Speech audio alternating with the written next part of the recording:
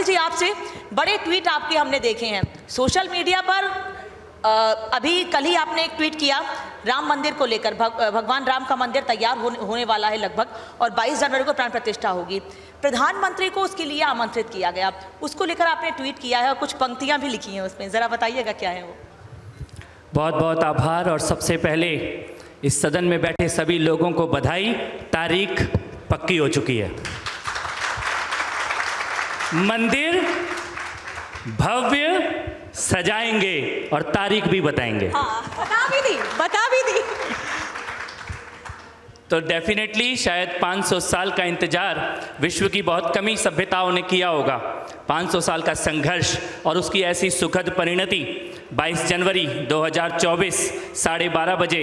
जिनको अभी भी तारीख पूछनी बची हो वो इस तारीख को नोट कर ले, क्योंकि ये तारीख नए भारत की तारीख है, ये तारीख नए हिंदुस्तान की तारीख है। तारीख भी नोट कर आए हैं, मतलब वो ट्विटर पे आपने बता भी दिया है, डेट भी बता दी है और तारीख टाइम भी बता रहे हैं, समय क्या है, डेट भी और टाइम समय बता दिया है। हाँ। कपिल मिश्रा जी, मैं आप चूंकि तारीख का ही जिक्र कर रहे हैं, तो मैं पिछले दिनों आपने यूसीसी को लेकर एक तारीख बताई है, मैं ज़रा उस पर आपसे सवाल करना चाहती हूँ। आप पूछिए। मेरे को तो लगता है अच्छा है अब लोग कुछ 2-4 तारीखें और पूछने लगे हैं देश में, क्योंकि उसकी तारीख भी आपने बताई है अपने उस वाक्यों के जरिए, तो इसको लेकर ज़रा जो क्लैरिटी है वो अगर मुझे लगता है किसी के मन में अगर शक हो, किसी के मन में अगर शक हो यूसीसी को लेकर, तो उसको थोड़ा सा मुड़ के देख लेना चाहिए, क्योंकि इस वक्त इस देश की गद्दी पे वो व्यक्ति बैठा हुआ है जिसने जो कहा वो करके दिखाया है।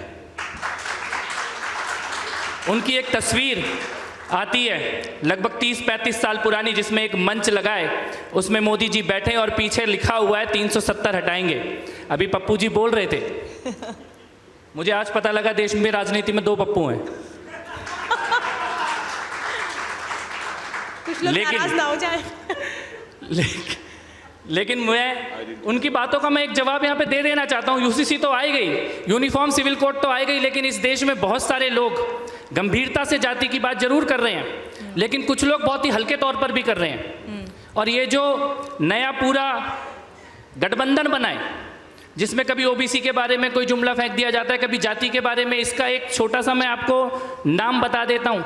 इन्होंने अपना नाम इंडी रखा है, लेकिन देश की जनता कह रही है ये है बच्चा बचाओ गठबंधन। सर वो तो इंडिया कह रहे हैं, आप इंडी कह रहे हैं। ये है बच्चा बचाओ, कि मुलायम का बच्चा बचाओ, लालू का बच्चा बचाओ, पवार का बच्चा बचाओ, ठाकरे का बच्चा बचाओ, अब्दुल्ला का बच्चा बचाओ, मुफ्ती मोहम्मद सईद का बच्चा बचाओ और सोनिया का बच्चा बचाओ। इसके अलावा इनकी कोई राजनीति नहीं।